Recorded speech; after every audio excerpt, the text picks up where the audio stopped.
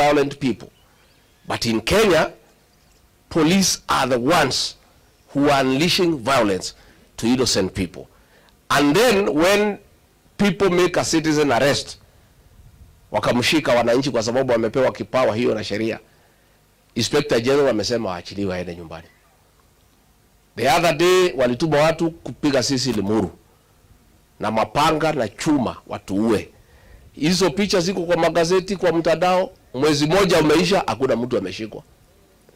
And that is why sasa polisi kitengo imekuwa pale, a special unit outside the command of the Inspector General. Kazi yao ni kushika vijana, kuteka hao nyara. Abductions are being done by police.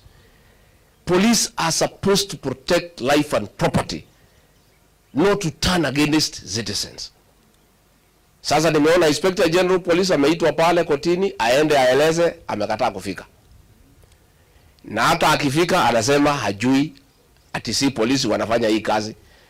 Sisi nauliza kama wewe hujui na ndio Inspector General Police who is supposed to protect the lives of the people of Kenya, then you have no business being in office.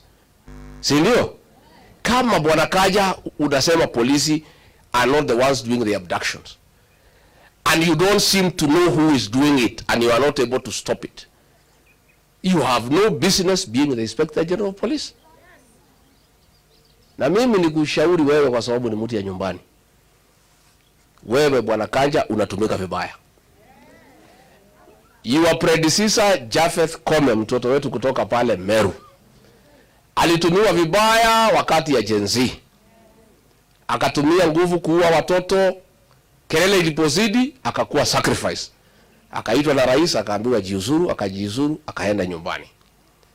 Bwana Douglas Kanja, you are being set for the same. What will happen? Na mtaniambia.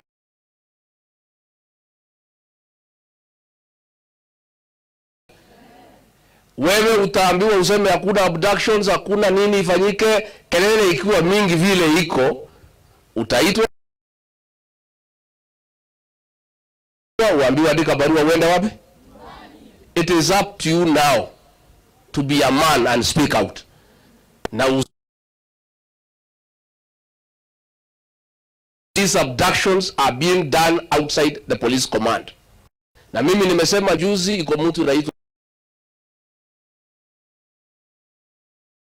Abel, ambaye he is a cousin to a very top, wanakoroga na watu ya media, wanalete Abel mwingine sisi. That is not the Abel. Yule Abel tunamjua na tutamtaja, and he is a cousin.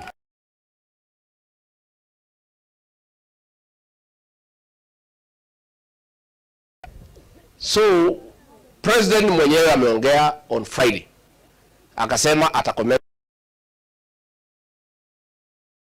is Tuesday.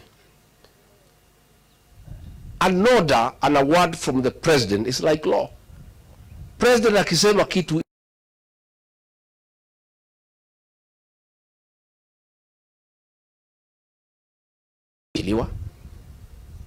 you have the authority as president.